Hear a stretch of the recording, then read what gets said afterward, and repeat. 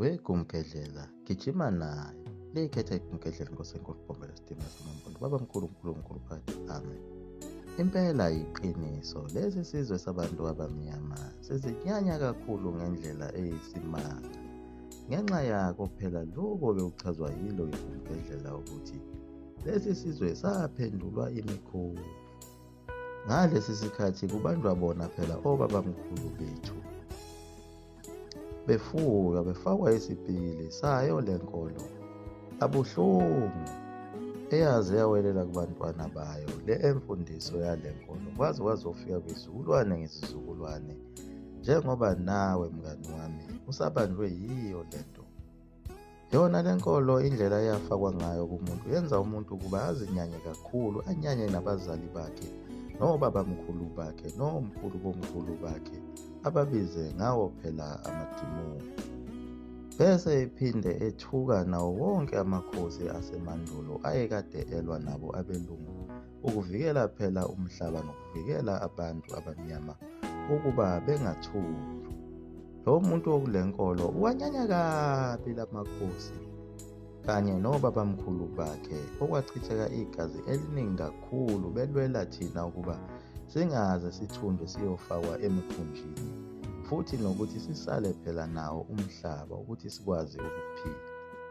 Kunalokho lo muntu uthanda kakhulu ukulekelela bona laba bantu abangabathumbi bethu ehamba efakaza kakhulu ngayo lenkolo yakhe bese egxeka kakhulu abaprofethi ababethunyelwe uNkulunkulu kulo izwe lakithi kwaZulu kuze kuyofika nasemampondweni.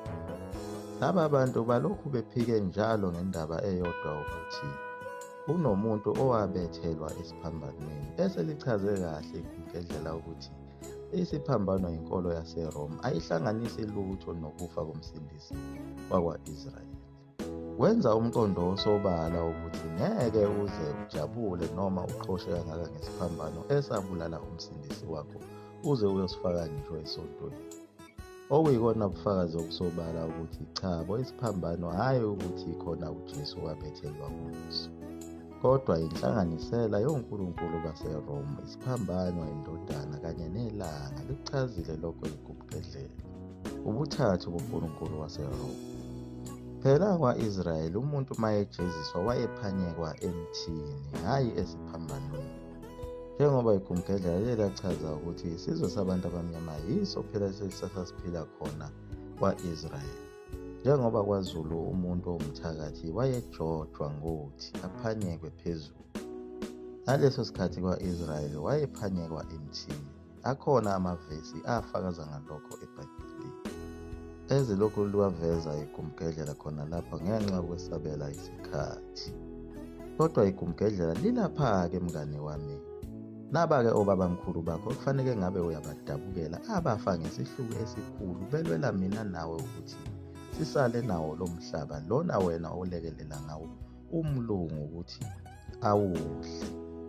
Uma engavuka ubabamkhulu wakho angajabha kakhulu uma engakubona ukuthi ulekelela isitha sakhe. Ufana nabantu bakhona emampondweni abakhala kakhulu ngesichuse sikaShaka esake safakwa saze sawufikela khona emampondweni phesheya komzimvubu, Port Edward, lapho uShaka agcine khona esebenze ukudla indawo yakwaZulu.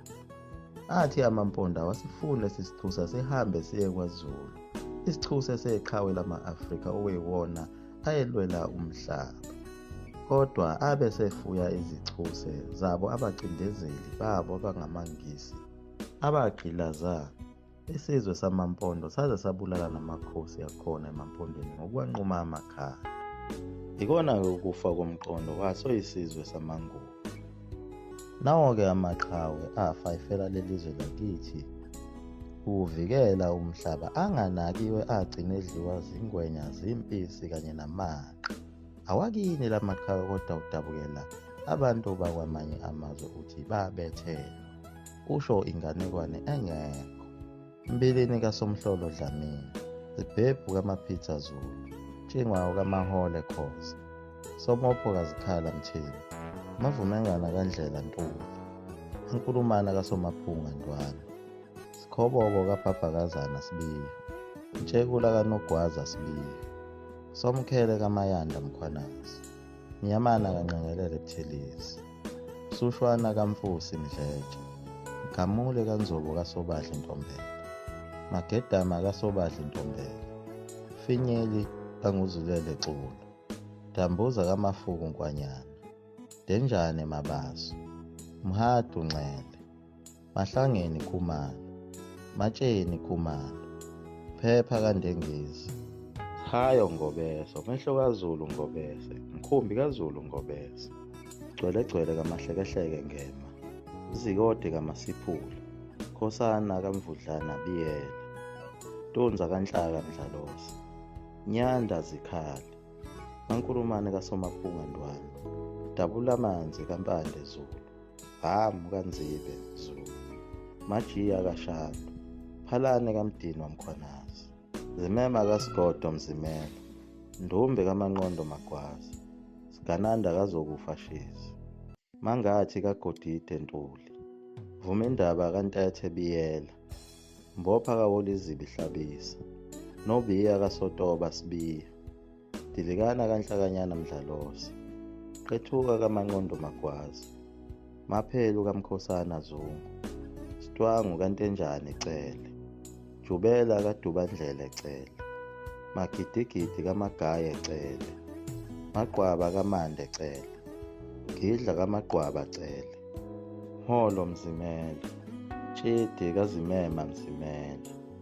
Yiwo amaqhawe kwaZulu lawa ayekulwela kusukela kuyo impi yaseSandlwana kuze kuyofika empini yakwaNdunu nakwaCeza kanye naseTshaneni, kanye nanazi izinduna zawo, Mjingwayo kaMahole, Godide kaNdlela, Dilikana kaNhlakanyana, Sekethayo kaNhlaka, Simuka naye kaDilikana, Shingana kaMpande, Somopho kaZikhala, Gcwelegcwele kaMahlekehleke, Sihayo Ngobese, Mankulumana kaSomaphunga, Maphelu kaMkhosana, Tunzwa kaNhlaka, Dabula Manzi kaMpande, Dambuza kaSobadla, Mkhosana kaMvundlana, Magedama kaSobadla, Mgamule kaNzobo, Ayiyana kaMaphitha, Zibhebhu kaMaphitha, Mnyamana kaNgqengelele, Sigananda kaZokufa, Zikhali kaMatiwana, Masiphula kaMamba Ntshangase. Yibo bonke-ke obabamkhulu bakho.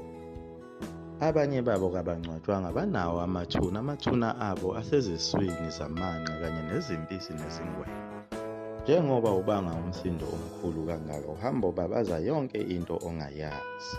Wondla nabanumzane bemizi yabo ngoba uthi uncenge izulu ngoba phela yibona abakuphethele lezi khiye zezulu. Lokhu esikwenzayo kobabamkhulu bethu kusefana naloko kwenziwa yiwo amakhosikazi ethu asiganile, ukuthi ufike ulobole ngemali enkulu bese uyamshada unkosikazi, umakhele nomuzi, umthengele nemoto, kwesinye isikhathi umfundise nokumfundisa bese eyobonga ishende lakhe ngocansi, athi yilo leli elenze yonke lento. Yiyo-ke lento eyenziwa isizwe sabantu abamnyama kubo obabamkhulu babo. Njengoba sinamabhadi amangaka nezinkinga ezingaka siyagula kaselapheki sekwehlule ngisho odokotela ngenxa yazo lezi nkinga zobabamkhulu bethu abafela kuzo zonke lezi zimpi abanganakiwe futhi abangalandeli. Nabo laba abafela emakhaya kithi namaliba abo awanakiwe sesawashiya amanxiwa sayohlala emadolobheni nasemalokishini. Kuze sizothola indawo eseduzane yokuyobabaza igama lomsindisi esingamazi.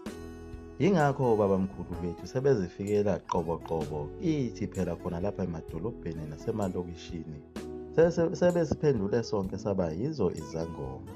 Ngoba sebezozikhulumela kuzo phela izingane zethu njengoba ubona izwe lonke seligcwele izangoma kangaka. Kungenxa yayo lenkolo yobuKristu esayithathayo. Phela emandulo abantu besalandela uNkulunkulu umenzi wezulu nomhlaba zazingekho izangoma ezingaka. Kwakuthi nje qwa manje umsebenzi sewumningi kakhulu.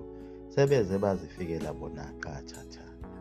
Iyaguqa lapho iGumgedla nomzulu amafutha omkhovu into nesuka phande. Amen.